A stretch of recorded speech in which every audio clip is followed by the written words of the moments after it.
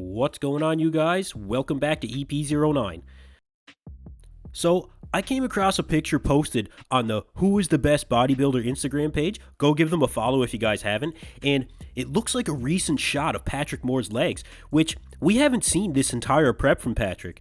And his legs were really the biggest body part in question after he suffered that Achilles tendon injury. So, assuming that this is recent, I think he's got good size back to the legs. The quad sweep looks pretty decent.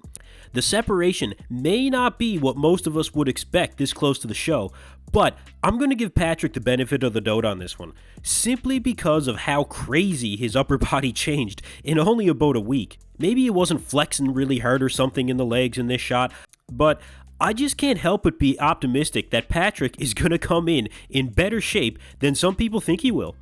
Who is the Best Bodybuilder actually compared Patrick's legs to Nick's, and look, I'll get to Nick in a minute here. But what do you guys think?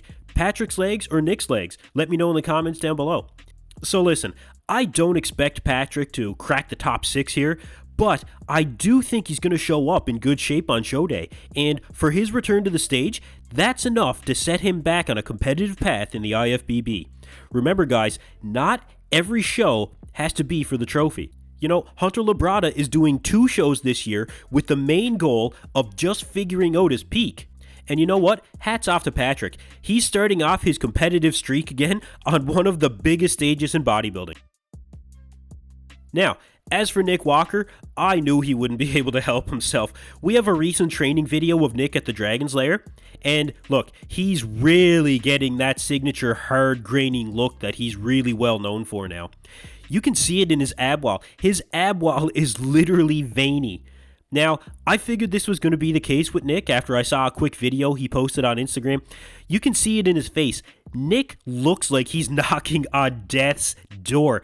He just looks lifeless. The last few weeks of prep are really the times when Nick suffers, but you can clearly see the results will speak for themselves. When you see that hard graininess from Nick at this stage in prep, this is exactly why the vast majority of the bodybuilding community has him as the frontrunner. And judging by what I see, he's not letting anyone get past him for that second Arnold title without a real dogfight. Now, one guy who's looking extremely conditioned in his own right, the dark horse for many in this show, Akim Williams.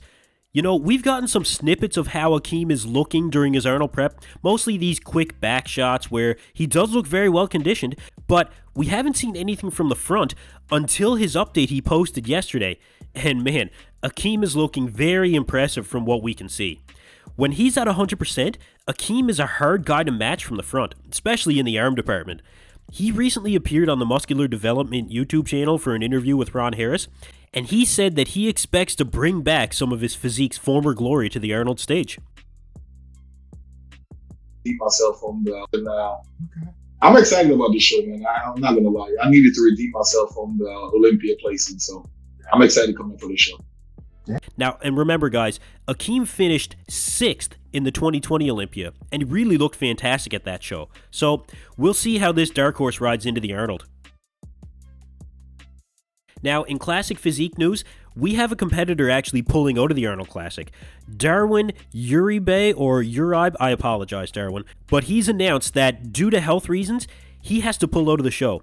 So, some of you might not know Darwin. He's a classic physique competitor who won the Chicago Pro in 2021, and he competed in the Arnold in 2022, where he took 8th place in classic. So in this post, he goes to recap that basically due to his blood work coming back under certain health markers, being on prep for an extended period of time, and having to suck down to make weight in classic, he has to pull out of the show. So Darwin's plan is to move on to the 212 since making his weight in classic has been difficult. Seems to be the story for a lot of classic guys these days. But best of luck to Darwin and his future 212 plans. Anyway, that's it for me in this video, you guys. Thank you for tuning into EP09. Be sure to like and subscribe.